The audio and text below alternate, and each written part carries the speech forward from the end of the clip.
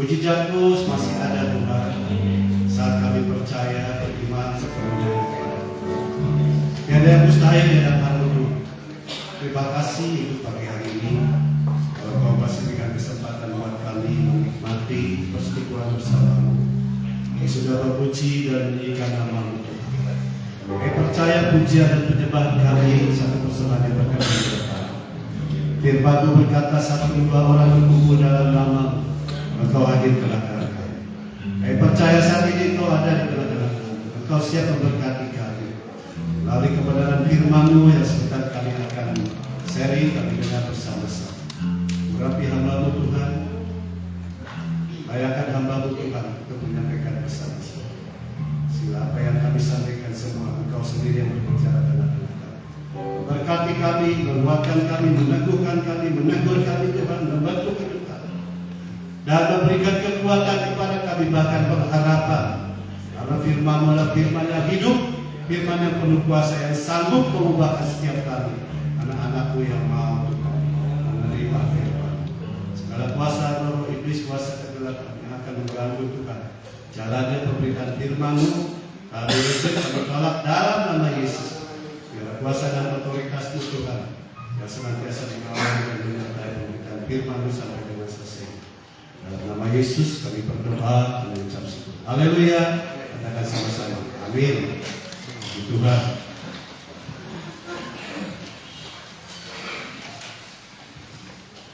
Shalom, terima kasih. Kebetulan pagi hari ini Tuhan masih berikan kesempatan buat kita semua untuk menikmati persekutuan bersamanya, memuji dan menyanyikan nama Dia istimewa, mengenalkan firman Tuhan. Masih ada lembaran kertas ini? Tadi saya catat banyak ya. Mana lebihnya ya? Ada mana ya? Ini baca musik belum terima. Tadi WR Singer belum terima. Saya harapkan semua pegang ada di depan. Semua kita mengikuti ya. Kita sharing bersama tema firman Tuhan pada pagi hari ini, hidup yang apa? Kasih. Hidup yang berkenan. Kasih. Diambil dari Roma 12 1 dan 2. Coba tayangkan.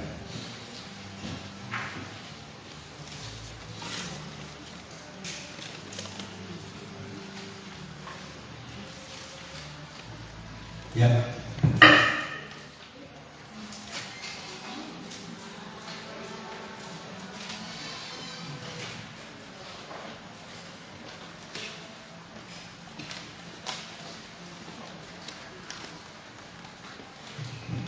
Masih ada yang belum dapat, terima kasih. Ya. Ya, kita akan baca bersama-sama. Kita renungkan Roma 12 ayat 1 dan 2. Ya. Karena itu saudara-saudara, demi kemurahan Allah, aku menasihatkan kamu supaya kamu mempersembahkan tubuhmu sebagai persembahan yang hidup, yang kudus dan yang berkenan kepada Allah. Itu adalah ibadahmu yang sejati. Yang kedua, janganlah kamu menjadi serupa dengan dunia ini, tetapi berubah oleh pembaharuan budimu sehingga kamu dapat membedakan manakah kehendak Allah, apa yang baik, yang berkenan pada Allah, dan yang sempurna. Kasih firman Tuhan pagi hari ini sebetulnya suatu hal yang sangat urgent, sangat penting, dan sangat kita butuhkan dalam kehidupan kita, menjadi bagian dalam kehidupan kita. Karena di sini sudah mengingatkan, saya kasih, bahwa demi kemurahan Allah, ya, Rasul Paulus berbicara, aku menasihatkan supaya apa? Mempersembahkan tubuh kita ini untuk dipersembahkan sebagai apa? Persembahan hidup. Pertama, kudus, berkenan kepada Allah, itu adalah ibadah yang sedang. Jadi saya kasih, itu ibadah yang sedang berarti yang utama. Perhatikan, tubuh, ya, mempersembahkan tubuh yang hidup, kudus dan yang berkenan. Jadi yang lain-lain itu mengikuti saya kasih. Ada banyak orang ya punya konsep dan pikiran yang lain bahwa hidup kepada Tuhan mempersembahkan sesuatu yang terbaik itu, terutama duit. Ada banyak orang kaya yang seperti Kristen seringkali tidak hadir dalam gereja, dalam bagian, tapi persembahannya banyak. Gembalanya saya sama jemaat itu. Karena apa? Walaupun tidak setia, ya dia mempersembahkan banyak. Persembahan pada Tuhan dengan berkat kita dengan banyak itu bagus. Tapi pagi hari ini kita harus punya konsep yang lebih baik lagi, mengerti persembahan apa yang benar-benar berkenan di hadapan Tuhan yang saya kasih. Yaitu tubuh kita, persembahan yang hidup yang berkenan di hadapan. Jadi kalau kita punya mempersembahkan sesuatu yang baik, yang berkenan pada Allah, yang tadi saya katakan mempersembahkan sesuatu harta duniawi itu nomor 2. Kalau orang sudah mengenal Allah dengan benar, ya, mempersembahkan tubuh kita dengan benar, yang lain-lain akan mengikuti. Tapi sebaliknya, orang yang istilah hidup berkelimpahan, memberi yang terbaik, belum tentu mempersembahkan tubuh yang benar, hidup yang benar dari Tuhan. Benar saya kasih? Ya, ada banyak orang hidupnya dengan bergelimpangan harta dan lain sebagainya, sehingga dia hidup diisi dengan waktu dan kesempatan untuk menikmati dunia, hiburan dan lain sebagainya. Ya, hidup hiburan dengan keluarga, hari Minggu tinggalkan, happy jalan-jalan bertamasya dengan keluarga, meninggalkan ibadah yang sebenarnya yang harus kita lakukan. Emang itu baik itu keluarga, tapi yang pertama kita harus mempersembahkan sesuatu yang terbaik. Nomor 1 untuk Tuhan, dan yang lainnya akan mengikuti. Jadi bagaimana kita bisa mempersembahkan hidup kita, tubuh kita, hidup yang berkenan di hadapan Tuhan? 4 poin saya pelajari dan kita sharing bersama-sama pagi hari ini. Yang pertama, kita menyadari bahwa tubuh kita, hidup kita adalah milik Tuhan. Amin, Bapak Ibu? Bukan milik kita. Coba kita baca dalam Roma 14 ayat 7 dan 8. Di sini dalam lembaran sudah tertulis semua. Terima kasih. Ya. Sebab tidak ada seorang pun di antara kita, perhatikan, yang hidup untuk dirinya sendiri, dan tidak ada seorang pun yang mati untuk dirinya sendiri. Sebab kita hidup untuk Tuhan, dan kita mati untuk Tuhan. Jadi baik hidup atau mati kita adalah milik. Jadi kita harus menyadari sebenarnya. Jadi kalau kita mempersembahkan tubuh kita sebagai persembahan yang hidup, kita harus sadar bahwa tubuh kita hidup maupun mati adalah milik Tuhan. Oleh sebab itu, apa yang kita persembahkan di depan Tuhan untuk hidup ini, mengisi hidup kita. Kalau kita sadar, Bapak Ibu saudara, kalau kita menyadari bahwa hidup dan mati kita milik Tuhan, maka kita belajar untuk terus memberikan yang terbaik kepada Tuhan. Amin. Saya kasih apa yang terbaik pada Tuhan. Di antaranya kita bersekutu dengan Tuhan, beribadah kepada Tuhan, memuji Tuhan sebagai ucapan syukur kepada Tuhan. Ya, soal kasih kalau kita memuji dan meninggikan nama Tuhan dengan sungguh-sungguh, dengan hati yang penuh ucapan syukur, pujian itu membawa berkat buat kita. Amin. Saat kita sedang mengalami kesusahan, penderitaan, tekanan, puji-pujian bisa menghibur kita. Amin. Jadi soal kasih jangan menganggap pujian itu biasa. Kita datang ke gereja biasa, tetapi nikmati pujian itu. Banyak kali orang saat mengalami tekanan kehidupan, saat memuji dia menangis. Menangis boleh? Boleh. Menangis berarti itu tanda dia tersentuh dengan pujian ini, dan Tuhan melawat. Karena dengan menangis dia mengeluarkan semua kesukarannya, dan Tuhan akan berbicara dan memberikan kekuatan. Terima kasih, amin. Ya, jadi pujian itu bukan luar biasa kalau kita resapi bersama-sama. Oleh sebab itu jangan ringankan, jangan entengkan puji-pujian. Karena puji-pujian itu mengandung satu puji-pujian, namanya puji-pujian, memuji Tuhan dan meninggikan nama Tuhan. Saudara kasih, kalau satu pribadi kita tinggikan, kita agungkan, kita muliakan, dia tidak akan diam saja, termasuk Tuhan kita. Amin. Saudara kasih. Orang tua kalau dipuji, anak-anaknya baik dipuji-puji sama anaknya. Apapun yang ada dalam orang tua itu, baik itu harta kekayaan, diberikan pada siapa, saudara? Pada anak. Demikian kita sebagai anak-anak Allah, saudara kasih.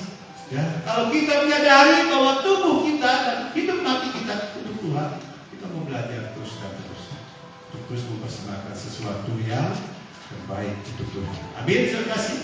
Haleluya, puji Tuhan. Itu yang Tuhan mau dalam kehidupan kita. Yang kedua, saudara kasih, untuk mempersembahkan tubuh, kita belajar yang kudus dan yang berkenan pada Tuhan. Ya, kita tidak bisa berjalan dengan kekuatan kita. Yang kedua, kita akan hidup mengandalkan Tuhan. Tanpa Tuhan kita tidak bisa berjalan. Ya, coba kita baca Roma 13 ayat 13 dan 14. Marilah kita hidup dengan sopan seperti pada siang hari. Jangan dalam pesta pora dan kemabukan. Jangan dalam pencabulan dan hawa nafsu. Jangan dalam perselisihan dan iri hati. Tetapi perhatikan, kenakanlah Tuhan Yesus sebagai perlengkapan senjata terang. Dan janganlah merawat tubuhmu untuk memuaskan keinginan. Pergunakanlah Tuhan Yesus itu sebagai senjata terang. Jadi hidup mengandalkan Tuhan, kasih. Karena hidup di dalam dunia ini banyak tantangan, banyak godaan. Ya, seringkali saya berbicara tantangan dan godaan kita itu sekarang tidak jauh, dekat sekali. Gimana itu? HP. Ya, betul Bapak Ibu. HP ini bisa menjadi berkat, bisa menjadi bukut, bisa membawa penderitaan, bisa membawa bencana dan lain sebagainya. Betul Bapak Ibu. Hati-hati saudara. Anak-anak juga sejak dini, sejak kecil pegang HP itu membahayakan sekali. Ya, merusak masa depannya, merusak matanya. Saya seringkali menjinir cucu-cucu saya yang main HP. Seringkali diomongin di sini, apalagi kalau main HP-nya sambil tiduran kan nggak boleh untuk kesehatan. Apalagi dalam keadaan gelap, wah matanya itu jadi tersorot oleh lama-lama rusak kornea mata. Saya seringkali nasihat. Seringkali saya suka, kadang-kadang saya suka ambil HP-nya. Setiap kali ketemunya pegang HP. Setiap kali lihat HP. Tapi sekarang hidup ini, ya dari anak-anak pemuda remaja sampai dewasa, ya tidak lepas dari HP. Tapi bagaimana kita pergunakan HP dengan sebaik-baiknya? Ya, tergantung kita. HP perlu, ya perlu. Tapi jangan pergunakan dengan hal-hal yang tidak baik. Kenapa? Karena di sini sudah jelas. Marilah kita hidup dengan sopan, katakan seperti siang hari. Siang hari itu memancarkan bahwa hidup kita tidak hidup dalam malam hari kegelapan. Karena malam hari itu hidup ciri-cirinya pesta pora, mabuk, pencabulan, hawa nafsu dan lain sebagainya. Bahkan di sini ada satu sindiran, janganlah kamu hidup dalam perselisihan dan iri hati. Jadi kasih kalau kita mau mempersembahkan tubuh kita, tubuh yang berkenan di hadapan Tuhan, yang kudus dan yang hidup, yang karena kita harus melepaskan perselisihan dan iri hati. Ya, kalau dari hati ini timbul pikiran yang untuk kita berbuat hal-hal yang tidak berkenan. Iri hati itu bahaya sih. Di samping merugikan diri sendiri, itu membuat penyakit. Ya, tidak berkenan di hadapan Tuhan. Satu dosa di hadapan Tuhan. Iri. Melihat teman-teman kita, saudara kita berhasil, kita iri. Iri dengan sukses dan keberhasilan boleh, sehingga kita bisa. Tapi jangan iri punya kedengkian, akan memusuhi itu tidak salah. Ya, kita iri itu berhasil boleh, hal yang positif. Kenapa dia berhasil? Kenapa dia bisa sukses? Ya, karena dia giat, rajin, kreatif dan lain sebagainya. Boleh hal-hal yang positif. Kita iri tapi jangan iri mempunyai iri hati dan dengki, hal-hal yang negatif. Itu tidak baik di hadapan Tuhan. Karena di sini sudah diperingati, kalau kita mau mempersembahkan tubuh dan hidup yang berkenan, itu dijauhkan dari kehidupan kita. Perselisihan itu kita punya musuh dan sebagainya. Itu tidak baik. Walaupun orang itu seringkali menyakitkan kita, membenci kita, ya, seringkali menipu kita. Ya, firman Tuhan berkata, ampuni mereka. Amin, saudara kasih. Amin. Dalam pengalaman saya hidup saya seringkali dikecewakan dengan orang. Ya, tapi saya nggak mau bersih. Ditipu udah, tapi saya bersyukur. Karena firman Tuhan berkata, pencobaan yang kamu alami itu tidak seberapa. Tapi seringkali pencobaan yang kita alami seringkali datangnya dari diri kita sendiri. Kenapa saudara? Karena kita berbuat salah, kita gampangan, misalnya kita meminjamkan orang, meminjamkan uang yang tidak dibayar, itu sebetulnya salah kita sendiri. Kita tidak berhati-hati. Itu arti firman Tuhan. Seringkali dari kita sendiri. Jadi jangan kita menunjuk kesalahan segala sesuatu dari orang lain. Kita harus introspeksi keadaan diri kita. Tapi suka sih.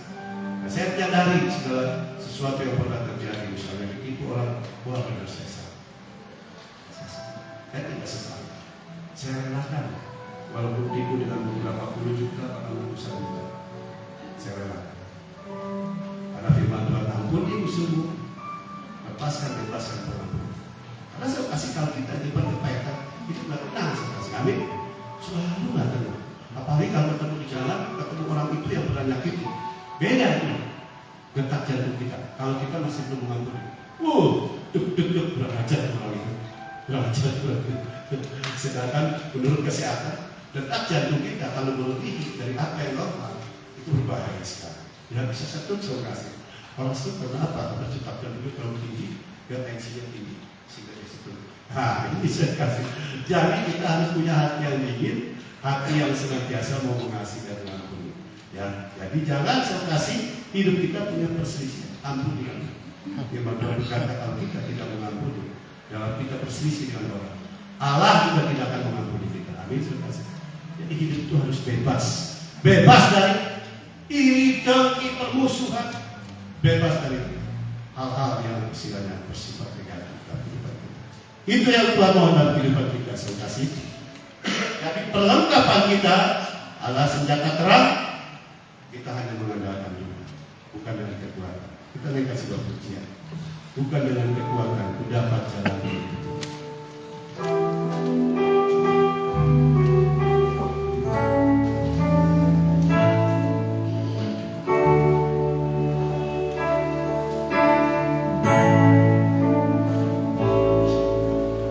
Bukan dengan kekuatan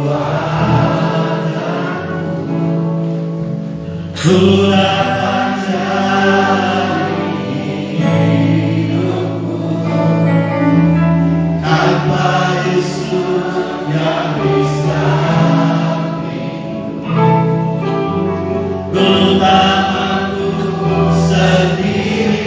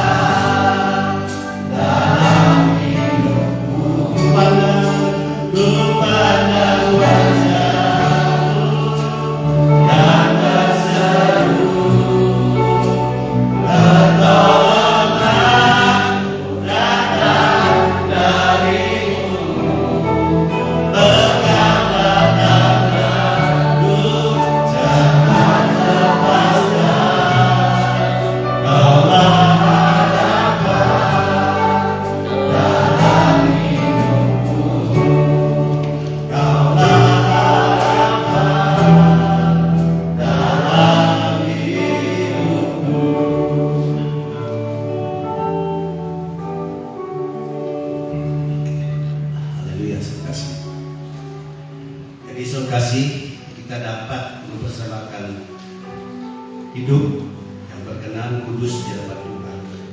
Tadi dua poin, yang pertama milik Tuhan, yang kedua kita harus bukan dengan kekuatan menghadapi dunia ini, dan yang mengandalkan Tuhan. Amin. Saudara kasih. Oleh sebab itu apapun yang kita alami dalam semua aspek kehidupan kami, baik persoalan rumah tangga, pekerjaan, usaha, andalkan Tuhan. Amin. Kalau kita mengandalkan Tuhan semua beres. Amin. Jangan mengandalkan kekuatan. Kalau kita menghadapi masalah yang besar, berlutut di hadapan Tuhan, berserah pada Tuhan, Tuhan buka jalan. Amin. Saya seringkali mengalami pertolongan Tuhan, mujizat Tuhan. Ya. Tidak mengandalkan Tuhan. Seringkali saya terpuruk, hidup susah dan sebagainya dalam usaha pekerjaan. Tapi saya mengandalkan Tuhan. Ya, saya seorang istilahnya usaha bekerja sampai saat ini, waktu umur sudah 67, ya masih semangat usaha. Kalau bukan Tuhan, ya nggak ada Tuhan semangat. Saya pernah mengalami kesusahan, ya percobaan, kebakaran toko habis, tapi saya berdoa begini, Tuhan kami percaya. Nanti Tuhan berkata, ucap syukur dalam segala perkara. Karena Allah turut bekerja dalam segala sesuatu untuk mendatangkan kebaikan bagi orang yang mengasihi Allah, bagi orang yang dikasihi. Mendatangkan kebaikan. Oleh sebab itu mengucap syukur itu penting. Walaupun saya sedang susah, mengucap syukur. Kenapa? Karena Allah mengizinkan terjadi hal itu. Segala sesuatu kita harus sadar, bila terjadi sesuatu yang sulit, sukar, bahkan menyulitkan kita, Allah mengizinkan. Jangan komplain pada Allah, kenapa Allah, kenapa? Bahaya sih. Kalau kita bertanya, why, mengapa? Karena kita belum percaya pada Tuhan. Tapi kalau kita mengucap syukur, Tuhan berikan kekuatan kepada saya. Maka Tuhan akan pulihkan kita. Amin. Terima kasih. Haleluya. Yang ketiga, hidup oleh iman. Jadi saya kasih, kalau kita menyadari bahwa kita milik Tuhan, bahwa kita mengandalkan Tuhan, ada satu kekuatan yang harus kita miliki. Kita harus hidup di dalam iman. Ya. Karena itu satu dasar dan sesuatu di dalam kehidupan kita untuk kita mencapai kemenangan demi kemenangan. Ya, terima kasih. Coba kita baca Galatia 2 ayat 20. Namun aku hidup, tetapi bukan lagi aku sendiri yang hidup, melainkan Kristus yang hidup di dalam aku, dan hidupku yang kuhidupi sekarang di dalam daging adalah hidup oleh iman di dalam Anak Allah yang telah mengasihi aku dan menyerahkan dirinya untuk aku. Jadi kasih Allah yang telah menyerahkan dirinya dan mengasihi kita untuk kita harus percaya bahwa Allah itu sangat baik dan luar biasa untuk menyelamatkan kita. Oleh sebab itu percaya kita harus diimplementasikan, dipraktekkan dalam bentuk iman. Iman itu harus dipraktekkan dalam kehidupan kita. Ya. Iman tanpa perbuatan, firman Tuhan berkata pada hakikatnya apa? Sia-sia tidak berharga. Oleh sebab itu impossible kalau kita sebagai anak Allah berbicara, kamu beriman, kamu percaya pada Tuhan, tapi kita tidak pernah mengalami janji-janji Tuhan. Ya, harus dipertanyakan. Karena janji Tuhan yang kita alami itu karena iman, karena kita percaya. Jadi kalau berbicara tentang percaya, kita harus mengalami. Amin. Jadi orang Kristen yang hidup itu mengalami pertolongan Tuhan. Dan saat kita mengalami pertolongan Tuhan, mengalami jawaban-jawaban doa Tuhan, kita harus mengucap syukur dan terima kasih. Maka iman itu akan semakin hari semakin kuat, semakin bertumbuh, dan yakin bahwa itu sudah bertahan. Amin. Karena itu selalu mengadakan mujizat yang tidak ada lebih. Amin. Yang mustahil jadi tidak mustahil. Itu saya kasih iman. Jadi iman itu dipraktekkan dalam kehidupan kita, saya kasih. Jadi kita bisa melakukan hal-hal yang Tuhan mau, mempersembahkan sesuatu. Kita beriman. Ya. Nah, Tuhan, itu saya nggak mampu. Wah, bahaya sih. Katakan aku bisa, aku mampu. Karena apa? Karena bukan dengan kekuatan kita, kekuatan Allah. Dengan apa? Dengan iman. Dengan iman kita bisa sama melakukan perkara-perkara yang besar. Kita contoh ya sejarah umat Israel. Ya, bagaimana umat Israel itu berperang terus sesuatu yang mustahil, tapi mereka beriman dan percaya pada firman Allah bahwa kamu akan menduduki negeri ini, negeri yang penuh dengan air susu dan madu. Ya. Mereka percaya, mereka melakukan, mereka mencapai kemenangan. Intinya iman itu percaya dan dilakukan dan kita mengalami. Amin. Saya kasih. Haleluya. Saya kasih. Itu yang penting dalam kehidupan kita. Ya. Di sini katakan bahwa hidup yang kuhidup ini Ada hidup oleh iman, oleh Allah yang telah mengasihi aku dan menyerahkan diri. Ya. Jadi hidup itu adalah kita dikasih sebuah pujian. Hidupku bukannya aku lagi, tapi Kristus dalam.